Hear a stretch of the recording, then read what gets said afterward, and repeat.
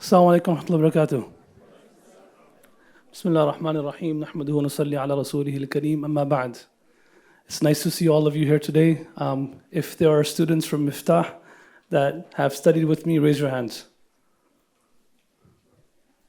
So, mashallah, for you, this class will be a refresher. If you did this class with me in the first year of Miftaah class. For the rest of us, I'm sure you heard many of these things before, but I believe that this session is, Ustad Majid that just taught you, of course, his session is important. All the sessions you are going to go through the next 3-4 days are all important, but without this session and without what you learn from this session, you're not going to maximize your benefit from all the rest of the classes. So, this class I teach in 4 months. And Mufti Abdul Rahman told me to teach it in 1 hour. All right, so then he was generous with me and he said, I'll give you 2 more sessions, so 3 sessions. So what I did was I broke it down in 3 different categories. I said, today I will speak about my top 4 etiquettes, like this, reading books, teaching, these 4 things you must have before you start studying. Tomorrow's class, I will go over etiquettes you must have during your class. And then on Monday's session, I will go over etiquettes that you must have after learning knowledge. So it's going to be systematic. My younger brother then told me today before coming here that we may cancel your Monday session. I said, all right, it's fine. This can take me off of the Monday schedule and I won't mind. So at least we'll get through today and tomorrow. Brothers and sisters, what is the importance of adab? Shah Waliullah Dehli says, Man tahawana bil adab, tahawana bis sunnah.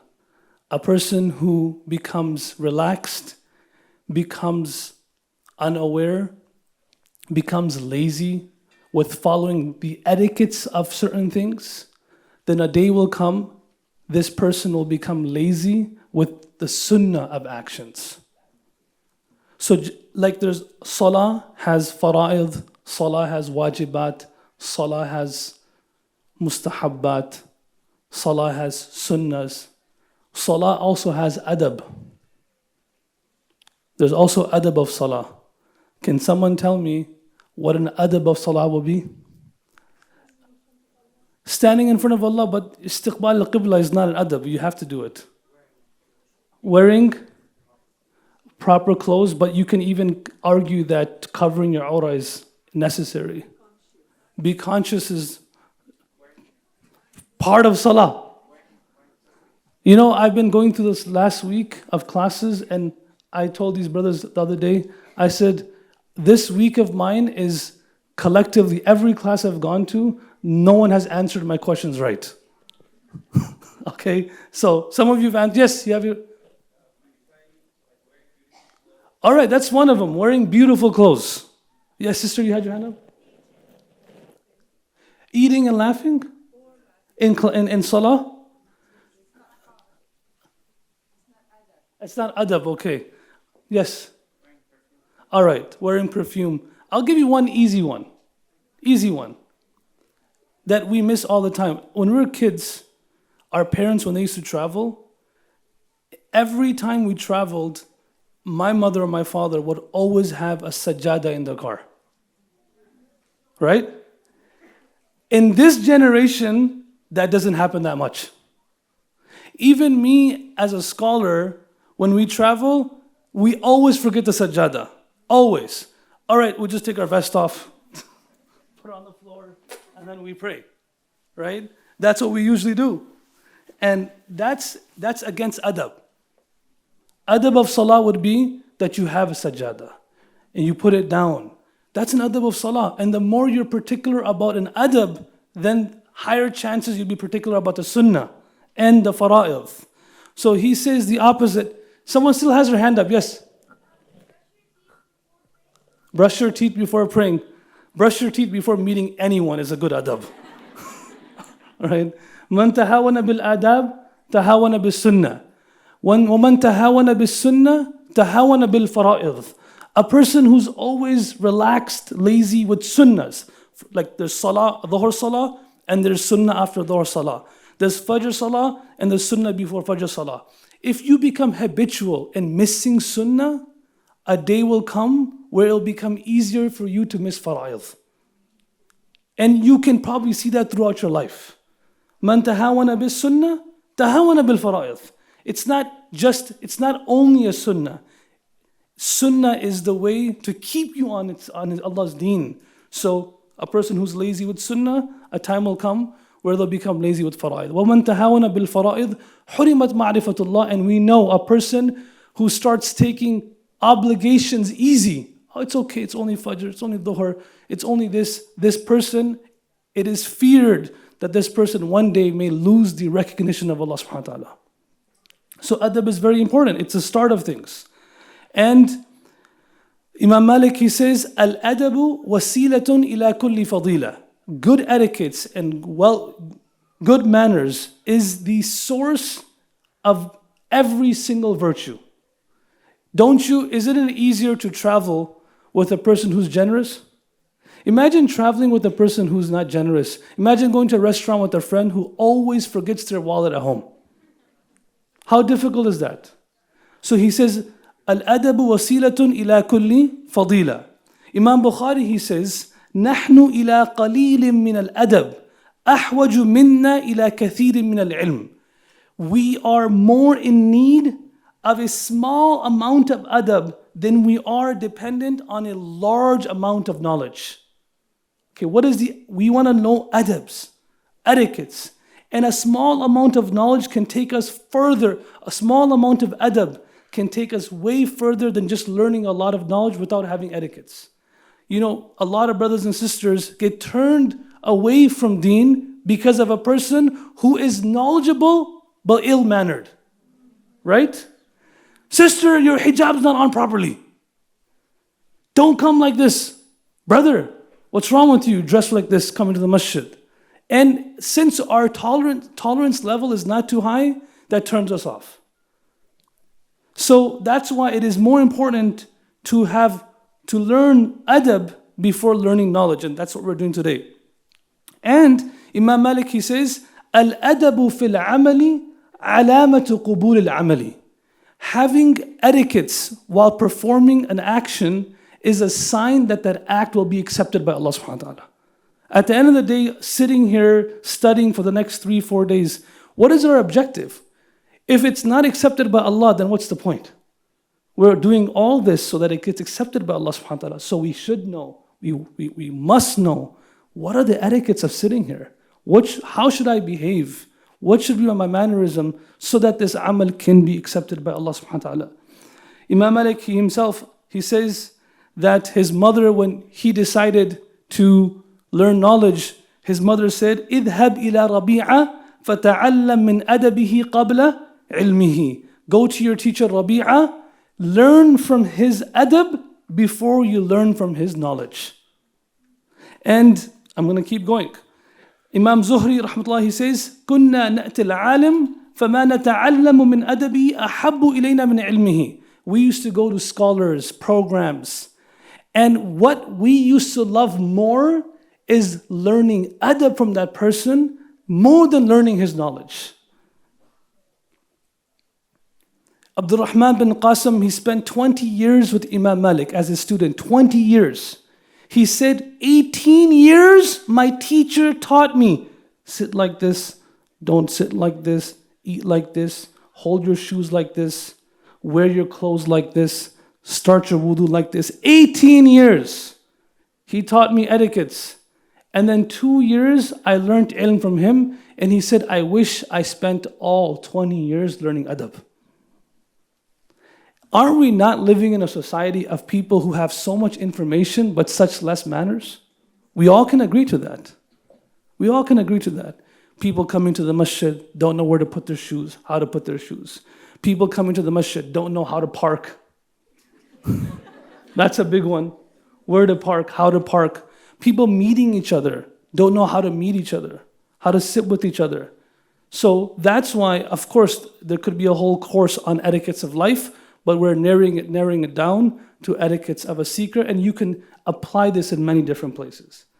Now, before I start, the 4 things that I have summarized and shortlisted my etiquettes, I want you guys to take a minute and write down, what do you think those 4 things are?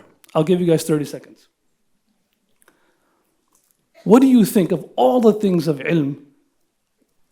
Me standing here today, I have shortlisted it to 4 things. And if you don't have a pen and a paper, that's one of the etiquettes of knowledge. A phone will work too, but for some of us, it's your first night, so I'll be easy on you guys.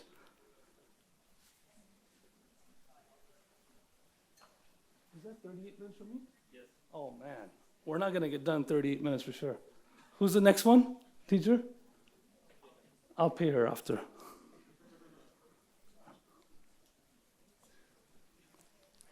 I don't think I said we should speak to each other, just.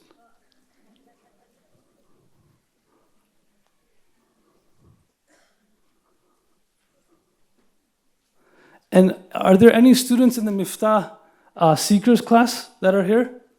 Miftaah Seekers. Oh, mashallah. I taught you guys once. This is your whole year's worth now. Because I was supposed to teach you guys every week. Here, take it now.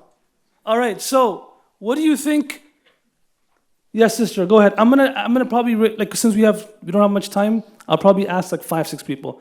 Yes, sister, go ahead. 4 things. What else?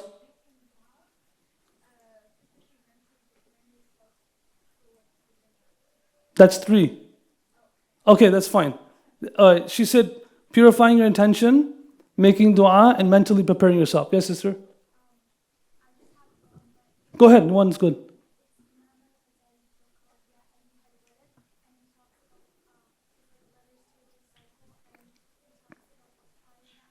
Applying the knowledge. But remember, my question was in etiquettes of knowledge before learning it. That one will be the Monday session. Because that's after learning, isn't it? We have to keep it in sequence. Before learning it, what would be the 4 most important etiquettes?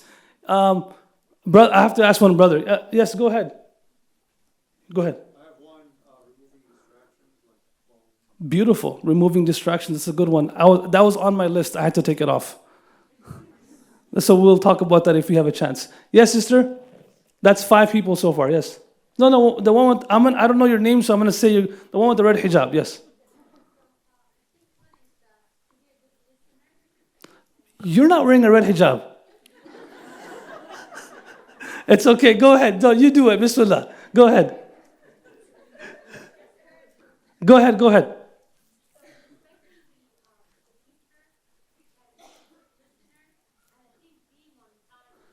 Subhanallah. So 2 of them you mentioned are etiquettes during class, right? Respecting teacher and listening attentively. We'll go over that tomorrow. But you mentioned 1 that we might go over. Okay, we might mention that. Yes, go, sister.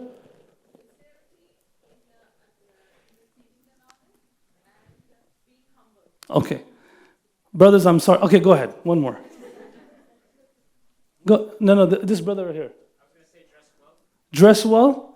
Wallah, you guys are pretty smart. You guys almost got a few. Okay, so let's go over them now and you'll see who got some of them right. Okay? The first one, of course, has to be sincerity of intention. Has to be. That while we're studying knowledge, our intention is sincere. And what I will tell you guys to write is not just ikhlasun niyyah, but write down tashihun niyyah. Because those who know Arabic know that sahhaha yusahihu tashih means correction of intention. The constant correction of the intention. Not just having sincere intention, but the constant correction of the intention. Because shaitan may leave you at the beginning. And I'm doing this for the sake of Allah. But as your amal becomes more and more beautiful, he can come and challenge it. A lot of great people, they started great actions with the correct intention, but somewhere down the road, the intentions derailed and it became for something else other than Allah subhanahu wa ta'ala. Let me tell you a few anecdotes and statements about this.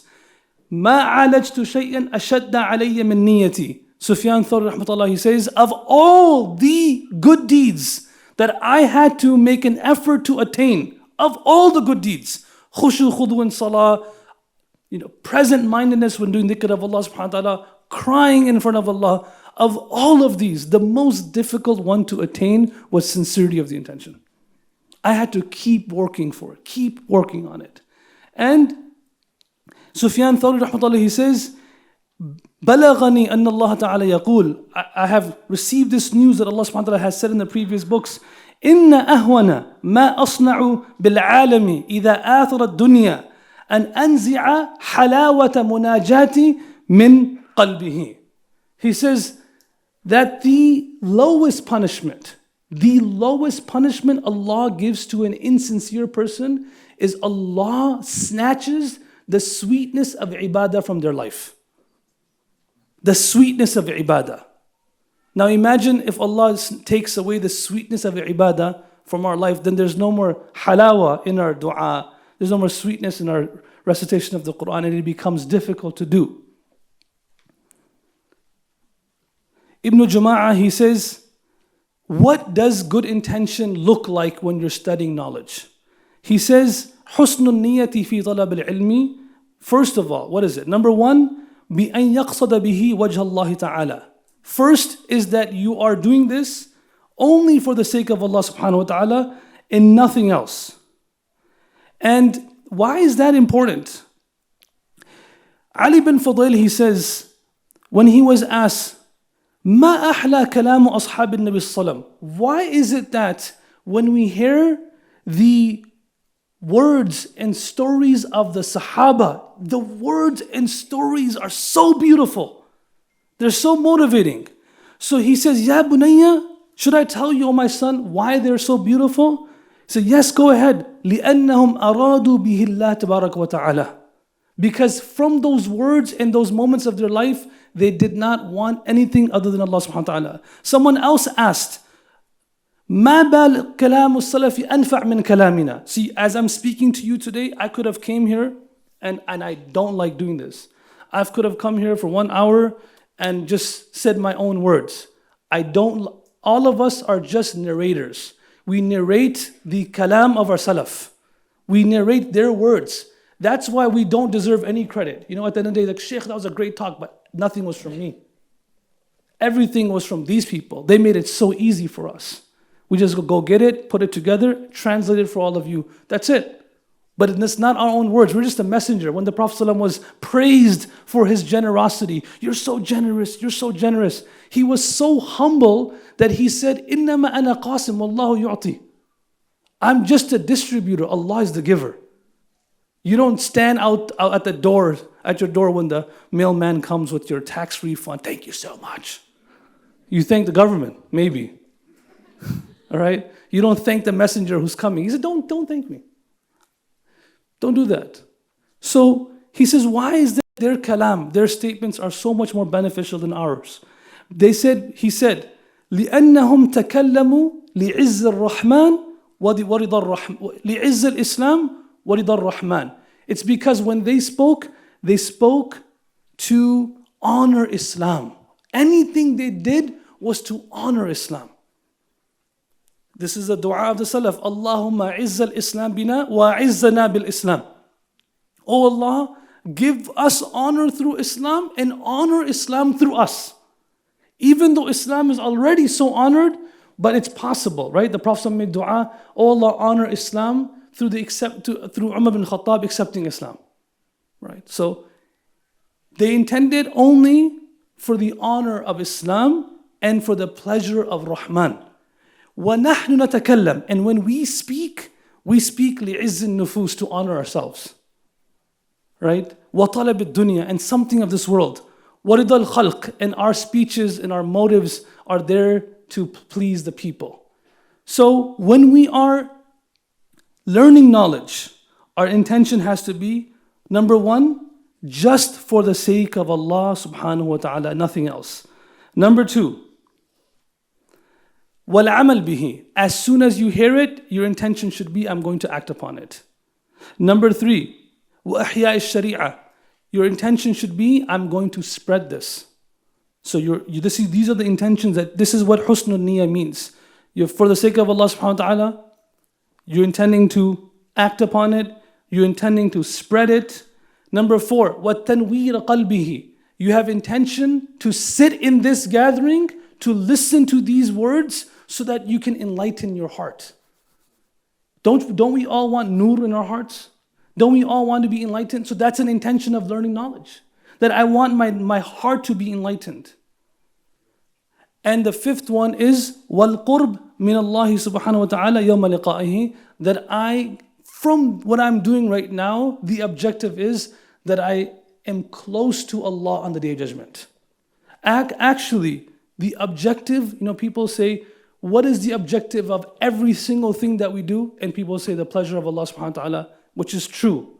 But at the end of the day, the objective of every single thing we do is qurb ilahi. We want to be close to Allah. Right? This is al-jar qabla al-dar wal-rafiq qabla al-tariq. Right? When Asya alayhi salam asked Allah for a place in Jannah, she said, Rabbi ibni li indaka baytan fil Jannah. Before she asked for Jannah, before she asked for a house, she asked, Oh Allah, I want to be near you. So closeness to Allah. Ka'b ibn Ujra, when he was asked, Oh Ka'b, what do you want? You're serving me so much. You know what he says? As'aluka murafaqataka fil Jannah, O Prophet of Allah, I want to be near you in Jannah. So nearness, one of the intentions of learning knowledge is to be near Allah subhanahu wa ta'ala. So those are 5 things. Should I go over them again? Yes. We have 27 minutes. I'll go over them quickly. Number 1, it is, you tell me, seeking the pleasure of Allah subhanahu wa ta'ala, for Allah subhanahu wa ta'ala. Number 2, intention to act. Everyone can speak, it's not a problem, don't be shy. The second one is the intention to act upon it. Number 3, spreading it. Number 4, to enlighten your heart. And number 5, the intention to be close to Allah subhanahu wa ta'ala. As we speak about the intention, one other thing that is also very important is to speak about what not to intend when learning knowledge. Because hadith is very clear on it. These are things, sometimes تُعْرَفُ الْأَشْيَاء بِأَضْدَادِهَا. Sometimes you can learn something through identifying its opposite. Okay, this is why you should never learn knowledge. Because someone can say, I'm learning it for the sake of Allah subhanahu wa ta'ala. It's like, Imam Mujahid, he says about this verse, إِنَّمَا نُطْعِمُكُمْ لِوَجْهِ اللَّهِ. When Ali anhu was feeding, he fed the poor, he fed the orphan, he fed the prisoner. And after feeding them, this is a verse, he says, إِنَّمَا نُطْعِمُكُمْ لِوَجْهِ اللَّهِ. I was feeding you for the sake of Allah. لَا نُرِيدُ مِنْكُمْ جَزَاءً وَلَا شُكُورًا. Imam Mujahid says, do you think Ali was actually saying that to each and every one of them? Here's some food, I'm doing it for the sake of Allah. Only for the sake of Allah. And then here's some food for you, I'm doing it only for the sake of Allah. No, he never said anything. He just only did it for the sake of Allah, and Allah made it evident that he did it for him, and so that he could encourage us to do it for the sake of Allah subhanahu wa ta'ala.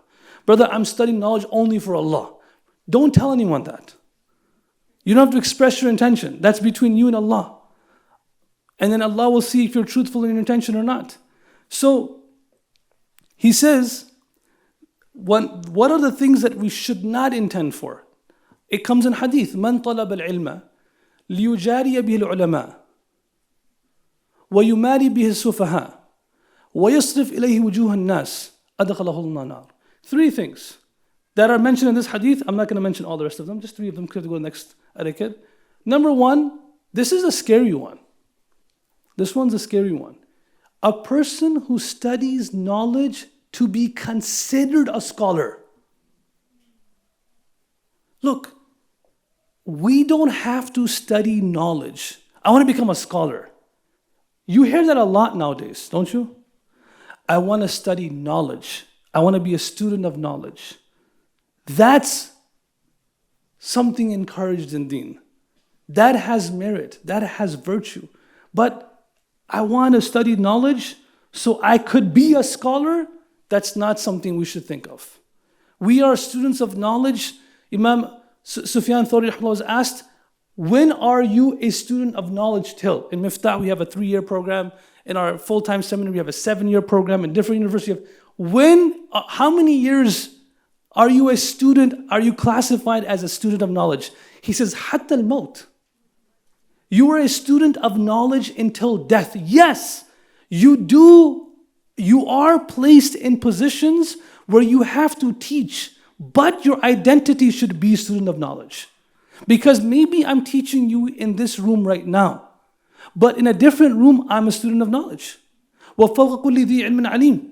There's always someone that's more knowledgeable than you. Imam Abu Hanifa, rahmatullahi alayhi, he said one day, 22 minutes. He said one day, I thought, I got this, man. I know the Masail, I got this down, So I stopped attending the gatherings of Hamad. That was his teacher.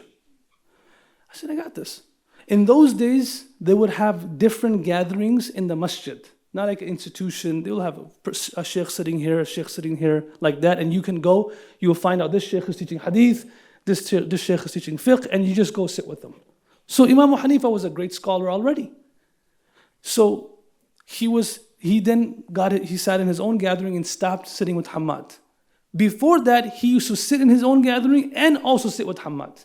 So now he decided, I'm not going to do that anymore. One day, he went to see his teacher at the time that he used to sit in his class. At that moment, Hamad, rahmatullahi alayhi, got a message from someone in Basra that his family member had passed away and he has to go attend to them. So he left and he put Imam Abu Hanifa on his chair. Isn't that amazing? Like, hey, you can do this now. One time Imam Malik was teaching and Imam Shafi'i snuck up in class. Like, imagine those gatherings. Like Imam Shafi'i sneaks up in class, Imam Malik is teaching. So Imam Malik is teaching, and in those days, like how I question you, most of the ilm was through questioning. Like, what do you say about this? Not like I'll teach you. And the students would study all day, read books, and they will come to class and ask questions. That's how the whole class was. Abdullah bin Abbas, he says, half of my knowledge I attained through good questions. Not like, what's the eye color of Dajjal? That's not a good question. All right. So he was sitting, Imam Malik, then he presented a few questions. He says, tell me the answer for this. And everyone got it wrong, except for one guy who was sitting next to Imam Shafi'i. So Imam Shafi'i has his head down. He doesn't want to bother Imam Malik during class, because if he saw him, he would be happy to see him. So he bumps this guy next to him. He says, hey, this is the answer. So that guy, that was his first day in class. So he says the answer. Imam Malik says, all of you guys are wrong. He's right. He asks another question. And everyone's answering in a wrong manner. And Imam Shafi'i says, this is the answer. And then he answers the right answer. It happens 3 times. Imam Malik was so happy with this guy. He says, come here. He brings him to the front. Come here. So he comes to the front. He makes him sit down. So now, of course, naturally, if someone's answering questions in a very nice way, you're going to ask, where did you study? Did you study Al-Qalam? Right? Did you study Al-Maghrib? What'd you do? So he asked him, hey, where did you study? Did you study with Imam Muhammad? Because he's a great scholar of the time. He says, no. He says, did you study with Imam Abu Yusuf? He says, no. He said, really? Did you read my Muwatta? He says, no, I haven't read your Muwatta in my life. He said, how'd you answer those questions? He says, there was a guy next to me, he told me all the answers. Okay? So he says, where is this person? Stand up. And it was Imam Shafi'i. So he sees Muhammad bin Idris. He sees him. He says, come here. And he left for about 2 years. He was with Imam Malik for 9 months. Then he left for 2 years and he came back. So imagine how happy he was to see his student and also a scholar of deen. So he got up and he hugged him. And as soon as he got up to hug him, he says, Shafi'i, you sit here and continue the dars while I go prepare food for you since you're my guest. Isn't that amazing? So much adab and so much trust. All right, Hanzala, you finish this class off. So he says, now you come here finish this dars while I go prepare food for you because you're my guest. And he went and he prepared food. So this is Imam Abu Hanifa saying, one day I was with Ahmad and he had to go. So he said, hey, come finish this dars off. So now I'm sitting there for the next about 2 months. People asked me questions. Every question they asked, I would write the answer. I said, I'm going to ask my teacher when he comes back. About 60 different discussions of fiqh that took place in 2 months. I presented all my answers to my teacher when he came back. I was wrong in 20 of them, and I was correct in 40 of them. He said, at that point, I made a qasam that I will never leave my teacher for the rest of his life, and I spent 18 more years with him. So, we are not studying knowledge to be considered a scholar. We're studying knowledge to be considered a student of knowledge. All the virtues that Allah and His Rasul mention are for tullabul ilm. The angels spreading their wings, everything in the world making dua for you. This is for tullabul ilm. And so we should always, so we're not, first intention, one day I'm going to become a scholar, I'm going to change the world. No, you can change the world by being a student of knowledge too. من طلب العلم ليجاري بالعلماء وليماري به السفهاء. You're not studying knowledge so you can debate with people. You can respond to people. Sheikh, this one person in my college, he always talks about this. What book can I read so I can shut him up? First of all, you should learn it yourself because you need to know it. But don't learn it because you want to win the argument. Because you're never going to win the argument. That's what wali-mari bihi sufaha means. Don't study because you want to be somewhere and when someone talks about something, you're the one who's answering. The third reason why you don't want to study knowledge, وَيَصْرِفْ إِلَيْهِ وُجُوهُ النَّاسِ, that people start looking towards you, looking up to you. Don't do that, right? We don't want people to look up to us and to praise us. We want to run away from that, right? Abu Hazm, he talks about the usul of life. He says, "Uktum hasanataka akthara mimma taktumu sayyi'atak." He said, hide your good deeds more than you hide your bad deeds. Hide them. It's between you and Allah. So that's the first etiquette of being a student of knowledge. I'm going to give you guys 2 minutes to share your thoughts with the person next to you. Bismillah, so you don't forget. Say salam to the person next to you and just speak. Bismillah. What did I say? What do you remember? Go for it. And everyone should do it. Khusru bhai.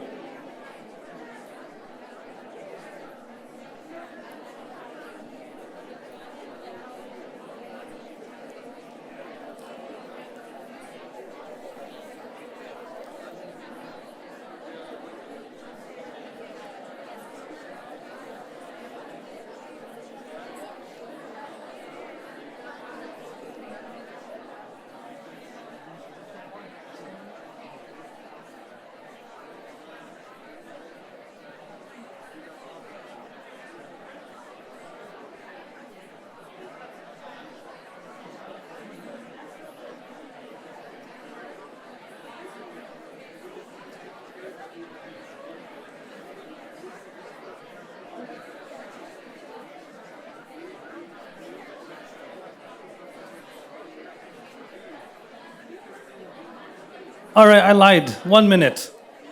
1 minute. All right. Assalamu alaikum. MashaAllah, you did it? All right, next point. The next etiquette of knowledge is, I can't say one is more important than the other. They all have equal importance because if you have ikhlas but you don't have this, you're still not going to learn. It's called al-jid. Al-jid. Al-jid means hard work. Al-jid means putting yourself through struggle. Putting yourself through struggle. That's what it means. Man jadda wajada. A person who works hard, puts themselves through some struggle, they will attain what they're searching for. Right? And he says, لا تنال المعالي إلا بشق الأنفس. وفي صحيح مسلم أن يحيى بن أبي كثير قال لا يستطاع العلم براحة الجسم. He says this is a lofty status to be a student of knowledge, to be inshallah among the prophets under the arsh of Allah. أَلَا إِنَّ سِلْعَةَ اللَّهِ غَالِيَةٌ. It's a lofty status. So you cannot attain that lofty status until you do go through some hardship, and until you go through some struggle. Brothers and sisters, when I think of this, I want to laugh at myself for even mentioning it, because what struggle do we go through? Right? But then I'm reminded that actually, proportionate to our era, we are going through struggles. Yes, if we compare it to the previous years and ages, it might not be considered a struggle. They were sitting there, no AC, no chairs, no food. They had no idea where the food will come from, traveling by foot.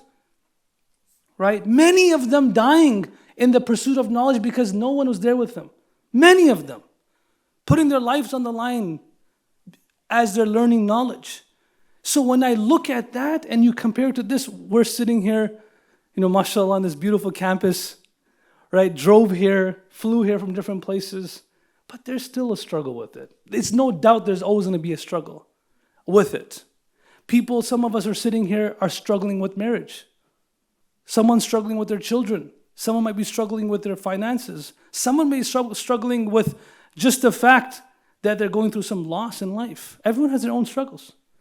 And above that, when I came yesterday for the knowledge retreat, and Mushtaq was here, and they were putting the chairs down. Believe it or not, last night when they put the chairs down, they weren't these chairs. Some of the volunteers who are sitting here know that. There were these white picnic chairs. I sat on them, I said, we're going to have people breaking their backs by the time they leave from here. They were so uncomfortable. Okay? They were proper, like just wood. Right? Just like this. I said, it's better you sit on the floor. SubhanAllah, Mufti Abdul Rahman and the team, in one night, next morning, they changed all the chairs. Even then, sitting in one place for 5, 6, 7 hours is a struggle. And my ask of you is to do it. Okay? It doesn't matter how hard it is, just sit on your chair. Don't leave. Stay there. Right? And that's why it is said, الْعِلْمُ لَا يُعْطِيكَ بَعْدَهُ حَتَّى تُعْطِيَهُ كُلَّكَ. Knowledge will not give you a portion of it until you give your full 100%. Okay, you came here, that's good. Now give 100% while you're here. Then of all the different things the speakers and the teachers speak about in the next 3 to 4 days, you may take away a portion of it. If you give all of it. You're thirsty, you're hungry, you're tired. Keep yourself fresh. Keep going. And that's what it means. And Abdullah bin Abbas, he says, ظَلَلْتُ طَالِبًا فَعَزَزْتُ مَطْلُوبًا. He says, as a seeker of knowledge, I had to struggle. I had to humble myself. But then I did that for so long, فَعَزَزْتُ مَطْلُوبًا. Then I became someone who was honored and who was sought out. People would come to me. I was given respect as a one. People come to and ask knowledge. So if you don't go through this, the Salaf used to say, مَنْ لَمْ يَصْبِرْ عَلَى ذُلِّ التَّعْلِيمِ. A person who cannot be patient in the struggle of knowledge. There was a time, and we no longer live in that era, that there used to be the struggle of the harshness of the teacher. الصبر على جفا المعلم. In every book you will read it. But no longer, because if you are harsh, I said, brother, why are you sitting like this? He's not coming tomorrow. I guarantee you that. We're living in a snowflake era. All right? You say something to anybody, you have to tell, like I tell people all the time. I'm sure, I hope my sons are not here. So my 2 kids, they play ice hockey. Their coach, for some reason, always tells them, Yusuf, you're doing really good. You're amazing. Maz, you're doing really good. When I get in the car, I tell them, you suck. Because they're brown, first of all. So it's not in our genes to play ice hockey. Right? They're struggling, they're trying. All right? That's not in our DNA. And plus, we only go once a week. Those other people have no life. They're there like 3 times a day. So my kid, I get in the car, I said, Mazi, let me tell you something. You suck. You're the worst player on the team. But I love you. It doesn't make any difference if you suck. You know what he says to me? Abuji, I'm the 2nd worst player on the team. He's because there's someone who's more terrible. And I'm like, you know what, you're right, the other guy is worse than you. So we are living, if you say something harsh to somebody, they might not come back. So you're always just giving them participation awards. Thank you for coming, right? But in the previous era, there used to be Jafal Muallim. Hey, why are you sitting in my class like this for? Get out of here, don't ever come back. There actually used to be teachers, when you walked into their class, if you weren't paying attention, you were wearing an imamah, they'll take your imamah off.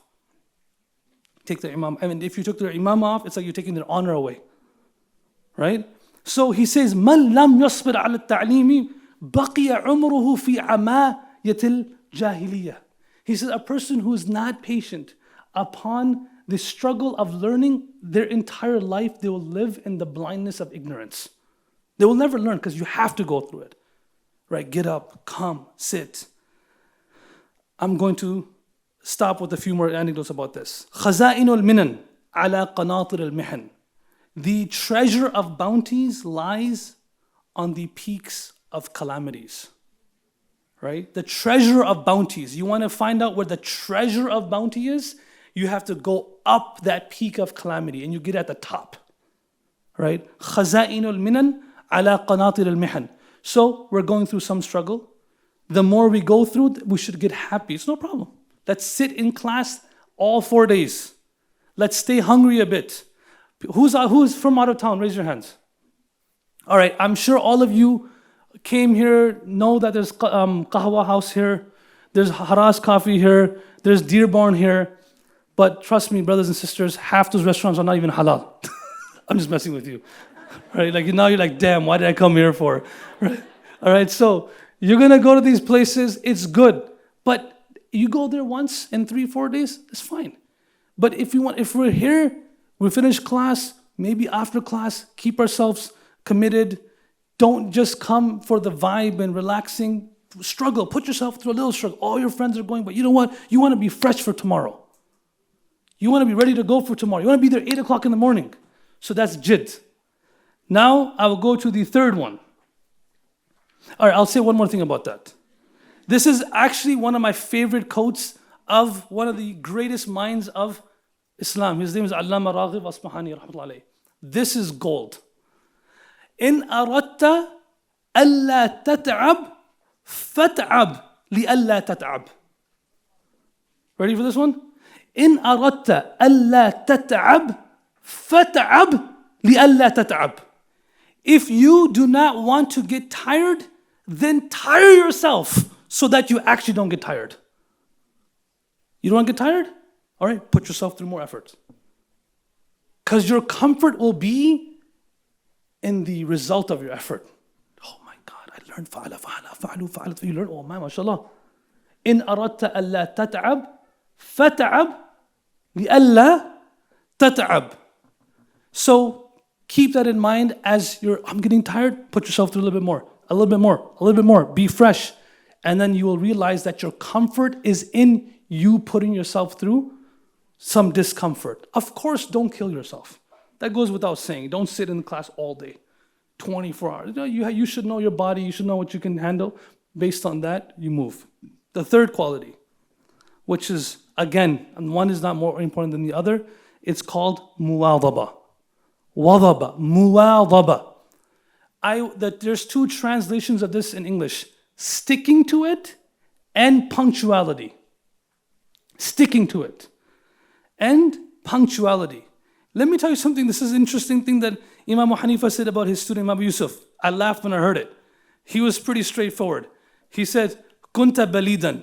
You were not smart. Balid means something else. So you weren't smart. You didn't have a brain.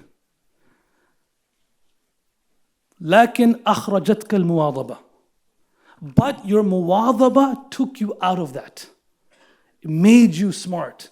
Made you able, it opened up your brain. You're sitting there like, I cannot understand this. فعل, فعل, مفعول, تمييز, مميز. I don't get it. And you're doing it, you don't get it. And you don't get some of these concepts.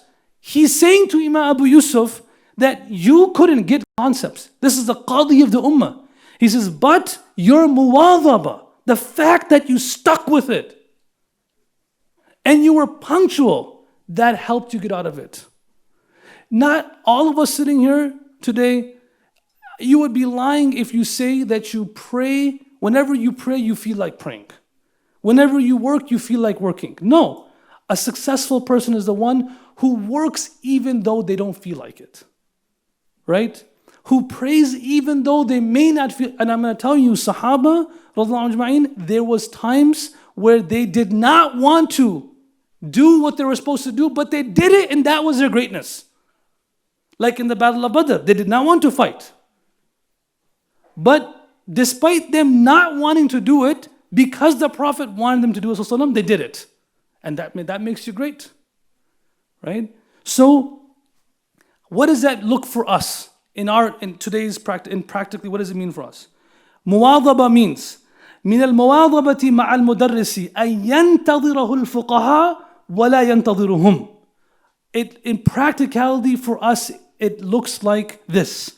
Muwadhaba means that we wait for the teacher and the teacher doesn't wait for us. That's a practical lesson for us. Right? Imam Ja'far bin Darstuya, he says, كنا نأخذ المجلس في مجلس علي بن مديني وقت العصر. He said, we used to go and huddle up in the masjid after Asr so that we can be there for Ali Madini's class. Ali bin Madini rahmatullah alayhi's class was not after Maghrib, was not after Isha. His class was after Fajr. And they said, we used to get there right after Asr. Wait for our teacher. Imam Malik himself, subhanAllah, he mentions a story about himself that he used to, subhanAllah, he used to go to his teacher and stand outside his house for like half an hour in the middle of the day, waiting for him to leave his house. And when his teacher used to open the door, he's waiting for him now, right? You're supposed to wait for knowledge. You know what happens in breaks? In all of the conferences that I've gone to, and every class I've taught in, the teachers there, we're waiting for everybody. Right? If the break is 15 minutes, be there in 10 minutes. That's muwadhaba. Okay, that's practical this is how we should learn in the next 3-4 days. Let's be there before the teacher. When our break happens, let's be there before he comes. They're waiting there, sitting there, ready to go. So he says, I used to go to my teacher every day, and I used to wait for him outside of his house for like half an hour. And then he used to come out. SubhanAllah, look at Imam Malik's adab. He would walk out. You know, sometimes you're speaking to someone over here, and someone's waiting for you over here. And the fact that you know that someone's waiting for you, it becomes burdensome. Like it becomes hard because you know she's waiting for you. So you're talking, but you know that person's waiting. So when his teacher would walk out of the house, Imam Malik would pretend like he's just walking by. He wouldn't be like standing there like, yes, I've been waiting for half an hour for the sake of Allah. Right? He would just be, right when the teacher would walk out, he would just pretend like he was just walking by. And then he would wait till he's ready. Oh, assalamu alaikum, Shaykh, how are you doing? He did this every day of his life. So this is what muwadhaba means. Muwadhaba looks like that practically for us, that we are there before the teacher. We are particular with our lessons. And one more thing, it says, Imam Nafi', he says, I asked about this hadith, Allahumma barik li ummati fi bukuriha. Oh Allah, bless my ummah in its mornings. I said, what does this hadith even mean? And Ibn Umar, Nafi' says, I asked Ibn Umar about this hadith.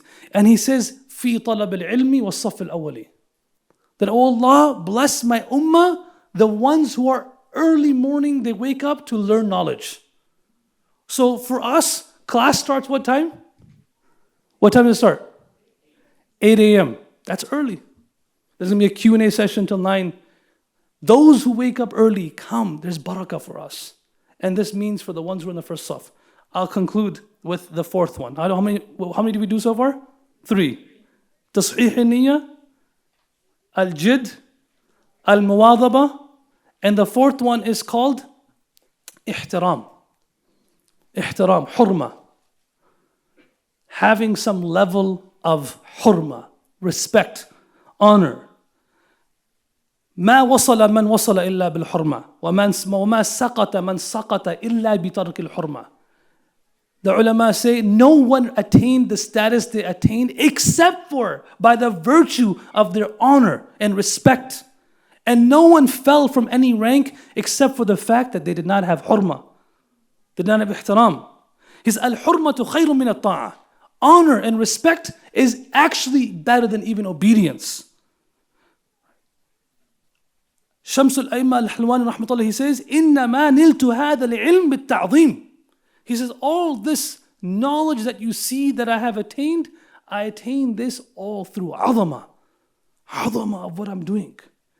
There's an azama. Imam Malik, rahmatullah alayhi, his mom, I said all this, I'm not saying any words of myself. I'm saying their words, their stories. When he told his mom that I'm going to go learn knowledge, his mother says, son, come here. تعال فالبس ثياب العلماء ثم اذهب فاكتب.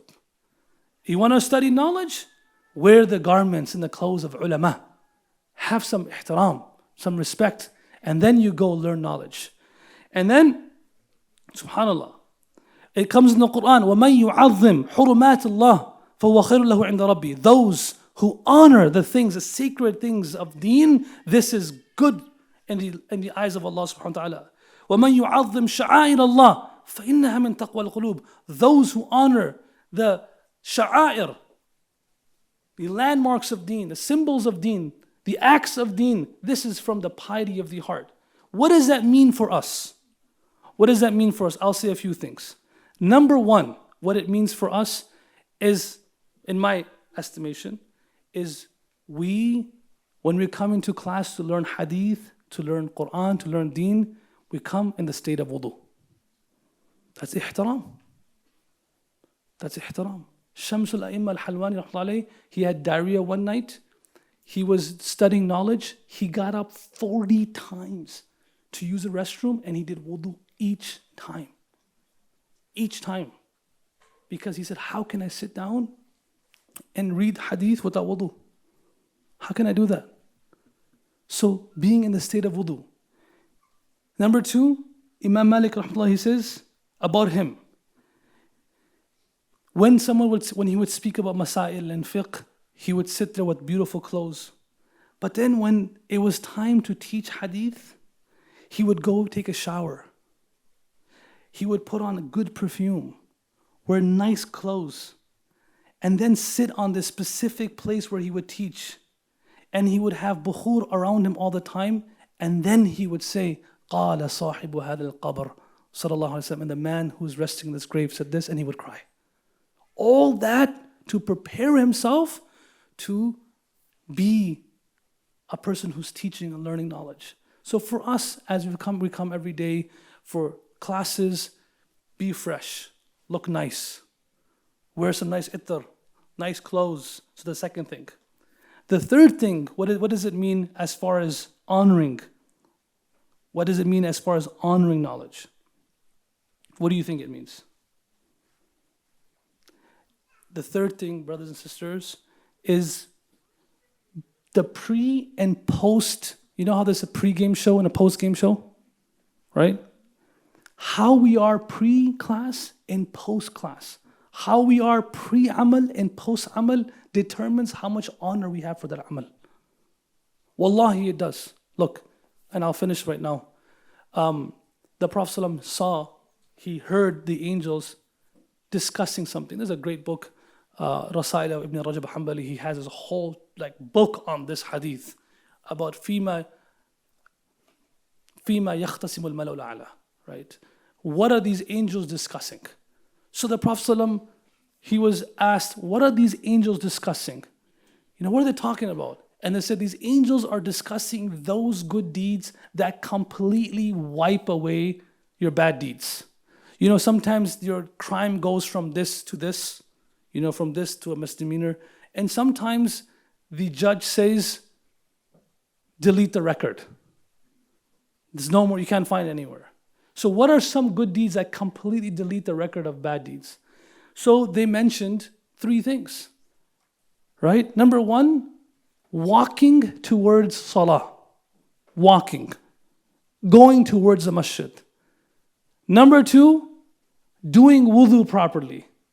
And number 3, waiting for one salah after you complete one salah. So you pray the Asr and you wait till Maghrib. All 3 of these acts are pre and post amal. They're not the amal itself. The amal is salah. But in the eyes of Allah, He has so much regard for the one who honors it that they're doing wudu properly. They're going to the masjid on time. They pray salah and they're like, I don't want to leave. I want to stay here for another salah. It's so honorable to Allah that these 3 good deeds wipe away all your bad deeds. Brothers and sisters, same thing with pre and post class. How are we sitting before class starts? With ihtiram. And how do we sit after class ends? With ihtiram. Jum'ah khutbah in a masjid, even if Ustad Majid is speaking, he's blowing the speakers off. Right after the khutbah, for the most part in every masjid in America, everyone gets up and starts talking. Am I right? So you don't even let it marinate. You heard such beautiful things, you don't even give it time to marinate. And then you start talking. I remember at my brother's funeral, rahmatullah alayhi, in Dearborn, we were there, and we're literally, the amal over here is janaza. The amal over here is tadfeen. And it's a young man. People, so many people were there. I'm standing there at the cemetery. People are meeting me. Wallahi, 2 to 3 people came up to me while I was in that situation that my brother rahmatullah just passed away, and they asked me which restaurant is halal in Dearborn. Tell us a restaurant is halal in Dearborn. The fact that you did not even let this idea, this huge lesson in your life, that you should change your life, marinate for a second, you're thinking about eating. At that moment, I thought to myself, inshallah, whenever I go to a funeral, I'm never going to eat after that. Because the family can't eat, and if you really want to participate in their grief, you shouldn't eat either. And then I look back in the Salaf al-Salihin, and this was common among them, that you would come to a cemetery where someone's being buried. You would not know who to give azah to because everybody would be crying exactly the same way. That's how much love they had for each other. Right? So you have this amal of class. You know this hadith we always hear, and I gotta finish now.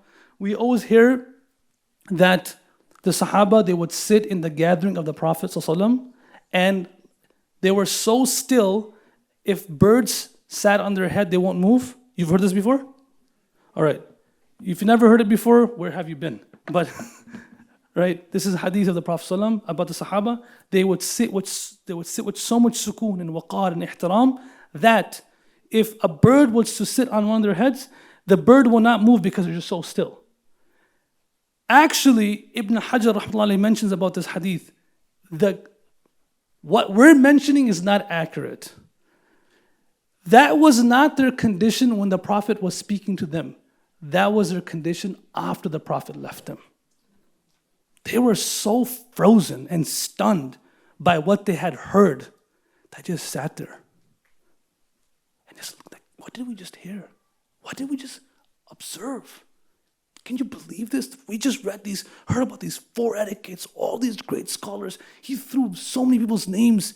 Man, I gotta remember these names. I gotta remember these things. That's how they would sit there, stunned, shocked. And the Prophet would sometimes come out and they would still be sitting like that. And he would ask them, what's making you sit there right now? So the 4th thing is ihtiram.